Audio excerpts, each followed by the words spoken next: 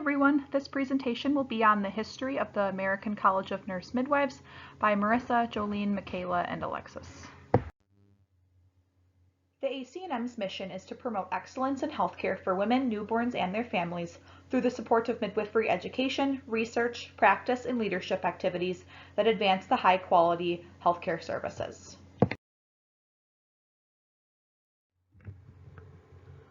There were a few different organizations that led to the development of the ACNM.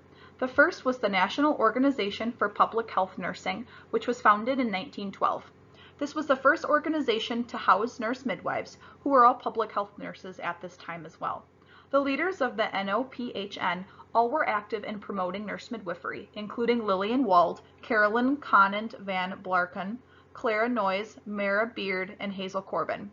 Hazel Corbin is worth noting as she was the chair of the NOPHN Maternal Child Health Council and invited all of the nurse midwives to a meeting to help formulate policies and preparation for nurse midwifery practice. This meeting led to a formation of a specialty midwife section within the NOPHN in 1944. The Kentucky State Association of Midwives was founded by Mary Breckinridge in 1929. This was a rural nursing service that provided not only maternity and women's health care, but also that of overall comprehensive care, including dental, pediatrics, etc. The name of the organization changed to the American Association of Nurse Midwives in 1941, but it never thrived. The National Association of Certified Nurse Midwives was founded by Hattie Hemschemeyer. Just like the AANM, this organization never evolved or thrived. Hattie was also the director of the Maternity Center School of Nurse Midwifery, an upcoming topic, and was elected the first president of the ACNM.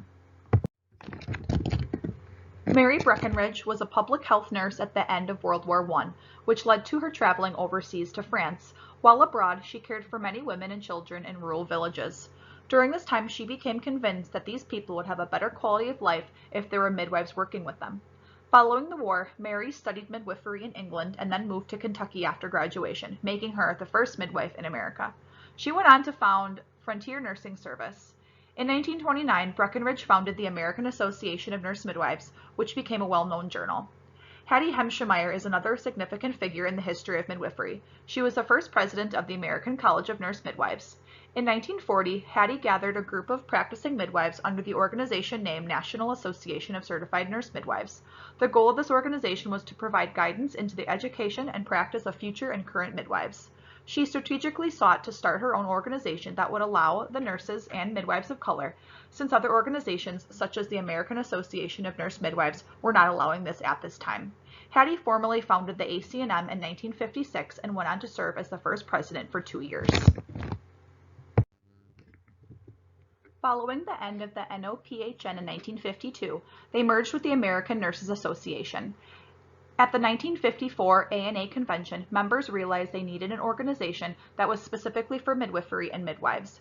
Mary Breckinridge rose to the challenge and founded the Kentucky State Association of Midwives. The Maternity Center Association School was founded in 1932 and was the first formal educational institution for midwives in the United States, located in New York City. The Maternity Center Association School launched a campaign about the significance of maternity care, which helped to pave the way for the American College of Nurse Midwives in later years. Rose McNaught was one of the first instructors at the school, and she was the first midwife to practice in the U.S. outside of Kentucky. She worked actively at the maternity school until 1962. The first meeting of the ACNM was held in 1955 in Kansas City, Missouri, 1 year after it was founded. The first meeting consisted of 17 nurse midwives from 8 states across the country.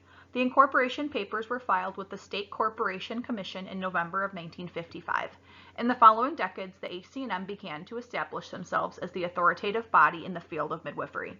In 1971, nurse midwives began to be certified by examination, and the ACNM became the sponsor of the first certifying exam. Helen Varney Burst has served in numerous capacities within the ACNM, including 2 terms as president from 1977 to 1981. She has also served as the ACNM representative for the International Confederation of Midwives. Helen was a member of the founding board of governors of the Fellows of the American College of Nurse Midwives. Helen is also the author of the first textbook for nurse midwives in the Americas in 1980, which is now in its 5th edition as Varney's Midwifery. She also received the ACNM Hattie Hemschmeyer Award in 1982, which marked the 50th year of nurse midwifery education in the United States. She was also the co-originator of the Mastery Learning Module curriculum designed for nurse midwifery education. And finally, Helen has also developed the nurse midwifery management process and the Circle of Safety, which is a tool for clinical preceptors. Kitty Ernst has played a large role in the education of nurse midwifery in the United States. She graduated from Frontier Graduate School of Midwifery in 1951. From there, she advocated for the attention and education of nurse midwives within our healthcare system. She taught some of the first education groups of the International Childbirth Education Association. She also developed an obstetrician and nurse midwife team that provided family-centered maternity care for the Maternity Center Association. Kitty was the co-founder of the National Association of Childbearing Centers. She is widely recognized for designing and implementing the first distance education for nurse midwives in the United States, known as the Frontier School of Midwifery. Kitty served as the president of the ACNM from 1961 to 1963 and was re-elected in 2007.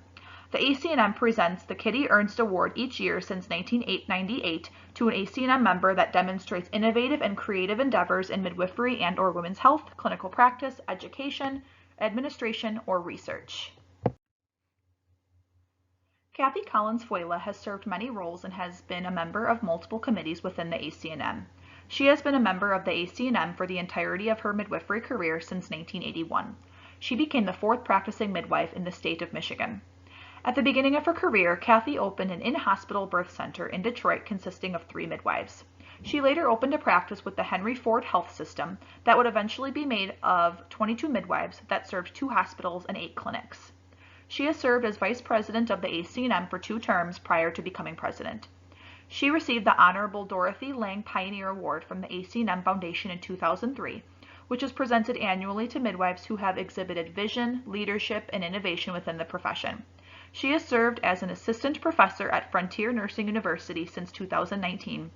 Kathy states her biggest goal as president of the ACNM is to set us on a path forward to equality within our organization and the greater nurse midwifery community.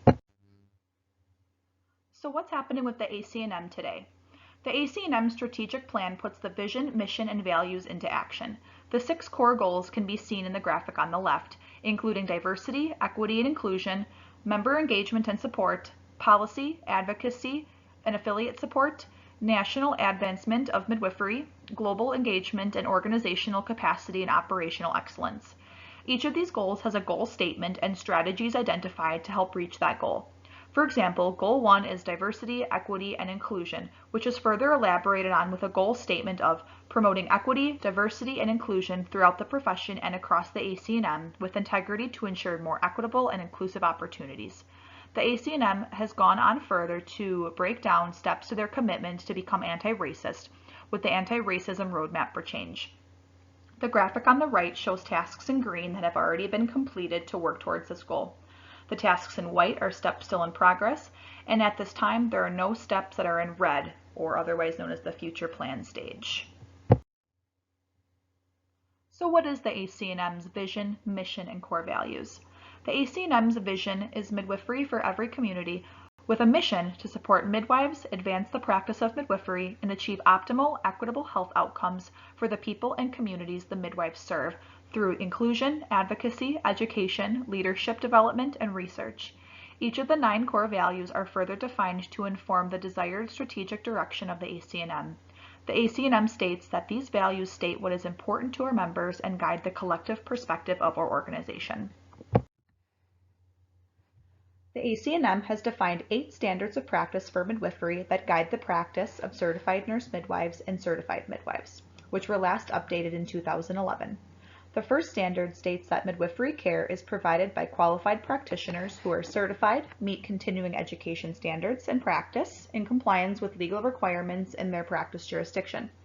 Standard 2 states that midwifery occurs in a safe environment within the context of family, community, and a system of healthcare. Standard 3 states that midwifery care supports individual rights and self-determination within the boundaries of safety, which includes providing information on patient rights and responsibilities and providing information to allow for informed decision-making. Standard 4 states that midwifery care is comprised of knowledge, skills, and judgments that foster the delivery of safe, satisfying, and culturally competent care. Standard 5 states that midwifery care is based upon knowledge, skills, and judgments which are reflected in written practice guidelines and are used to guide the scope of midwifery care and services provided to clients. Standard 6 says that midwifery care is documented in a format that is accessible and complete. Standard 7 states that midwifery care is evaluated according to an established program for quality management that includes a plan to identify and resolve problems. And finally, Standard 8 states that midwifery care may be expanded beyond the ACNM core competencies to incorporate new procedures that improve care for women and their families. Overall, these standards of practice are necessary for promoting quality patient care and safety, as well as continuing to evaluate quality of care and improving midwifery care overall. And that's the end of our presentation. We hope everyone enjoyed. Here's all of our references, and thanks again for watching.